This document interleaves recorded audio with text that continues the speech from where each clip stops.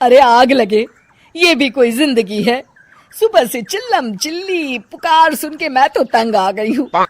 अरे वो भी क्या दिन थे जब मैं गांव में रहा करती थी। पहले बड़ी सुखी थी मैं। पहले मेरी जिंदगी क्या थी और अब क्या हो गई है। शहर में तो लोग भेड़ बकरी की तरह जीते हैं। जीने का असली मजा तो गांव में है। क्यों, क्या हुआ माँ जी? आज गांव की बहुत याद आ रही है आपको? अरे हाँ बहू, शहर का जीना भी कोई जीना है। लोगों की आधी जिंदगी तो सड़कों के ट्रैफिक में निकल जाती है और यहाँ रखा ही क्या है। एक बात कहूँ, दिल्ली शहर अब पहले जैसा नहीं रहा। क्या माँ, जब देखो गांव के गुणगान गाती रहती हो। ठीक है, इस बार ना बच्चों के कॉलेज की छुट्टियों में हम सब गांव चलेंगे, ठीक है? हाँ, ये ठीक है। फिर कुछ दिनों के बाद सारा परिवार अपने गांव चला जाता है। अरे वाह, कितनी ताजी और साफ हवा है, कितनी शांति है यहाँ। चल बहू, अब बढ़िया सा खाना बना दे, मजे से आंगन में बैठ के खाएंगे। सुशीला गांव का माहौल देख बड़ी खुश होती है। 2 दिन के बाद गांव की कुछ औरतें सुशीला के घर आती हैं। बड़े दिनों के बाद गांव आई है सुशीला। हमें तो लगा कि तू शहर जाके गांव को भूल गई। और बतिया, तेरी बहू कैसी है? जरा मिलवा तो उससे। अरे मेरी बहू तो लाखों में एक है। बड़ी किस्मत वाली हूँ मैं जो मुझे जानकी जैसी बहू मिली है। हमेशा मेरी सेवा में लगी रहती है और आज तक कभी पलट कर जवाब नहीं दिया उसने। सुशीला की बातें सुनकर सभी औरतें हंसने लगती है।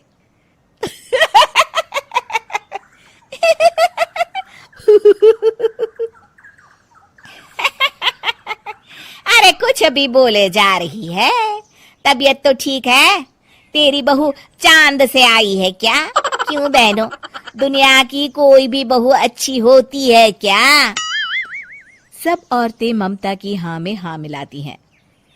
अरे मैं तो कहती हूँ दुनिया की हर बहू सास का खून चूसने वाली डायन होती है, डायन। मैं तो एक बिल में 1000 सांप के साथ रह सकती हूँ, लेकिन अपनी बहू के साथ नहीं रह सकती।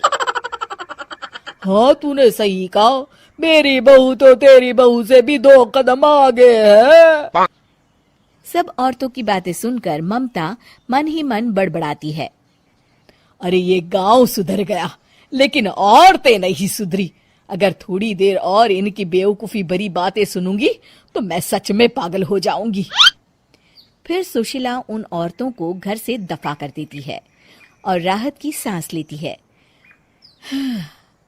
अरे बहू, जरा बाम लाके मेरे सर पर तो लगा दे।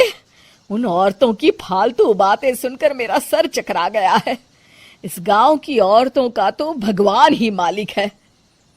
फिर अगले दिन सुशीला की सास उससे कहती है, अरे बहू, तू यहाँ क्या आराम फरमाने आई है?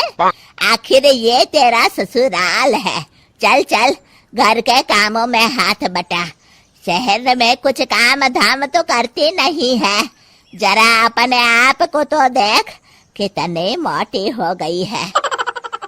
सारा दिन घर का काम करने के बाद शाम को सुशीला, हाय मेरी कमर, हाय मेरे पैरों ने तो जवाब दे दिया। आज तो मुझसे मक्खी भी न मारी जाएगी। अरे बहू, जरा आकर मेरे हाथ पैर तो दबा दे। जी माँ जी, अभी आती हूँ। तभी सुशीला की सास जानकी को रोकते हुए कहती है, अरे रुक जा बहू, एक दिन काम करके इसको इसकी नानी याद आ गई। हम लोग तो रोज इतना काम करते हैं, कोई जरूरत नहीं इसके हाथ पैर दबाने की। सुबह तक सब ठीक हो जाएगा। सुशीला अपनी सास की बातें सुनकर हैरान रह जाती है। इस तरह धीरे धीरे गांव आने के बाद सुशीला की परेशानी शुरू हो जाती है। फिर एक दिन अरे आज तो मैं कपिल शर्मा देखूंगी क्योंकि आज संडे है। सुशीला जैसे ही टीवी ऑन करती है तभी बिजली कट जाती है। अरे सत्यानाश, इस बिजली को भी अभी जाना था। इतने दिनों से मैं टीवी सीरियल देख नहीं पाई। हमारा देश इतनी तरक्की कर रहा है, अरे पता नहीं ये गांव कब सुधरेगा। अरे अब तो 2 दिनों के लिए बिजली को भूल जा, ये तो यहाँ रोज की बात है। अब इस अंधेरे में रहने की आदत डाल ले। हाँ। हे भगवान, अब क्या होगा? ऊपर से इन मच्छरों ने जीना हराम कर रखा है। दूसरी तरफ घर के काम कर करके और बिना किसी सुविधा के सुशीला तंग आ जाती है और उसे शहरी जीवन याद आने लगता है। क्यों माँ, मजा आ रहा है ना? अरे आपने ऐसी सूरत क्यों बना रखी है? मुस्कुराइए, अब हम गांव में हैं। मोहन के साथ जानकी भी अपनी सास की खिंचाई करती है। हाँ हाँ माँ जी, आप ही तो यहाँ की बड़ी तारीफ कर रही थी। फिर अभी तो कुछ ही दिन बीते हैं, वैसे भी अब तो आप यहीं रहने वाली है ना? अरे नहीं नहीं बहू, मैं एक दिन और यहाँ रुकी तो मर जाऊंगी। मुझे शहर ले चलो। क्या दिन थे, कितनी सुखी थी मैं वहां। ठीक है माँ, हम कल ही वापस शहर चले जाएंगे। इस तरह सुशीला शहर आ जाती है और फिर कभी दोबारा गांव जाने की जिद नहीं करती।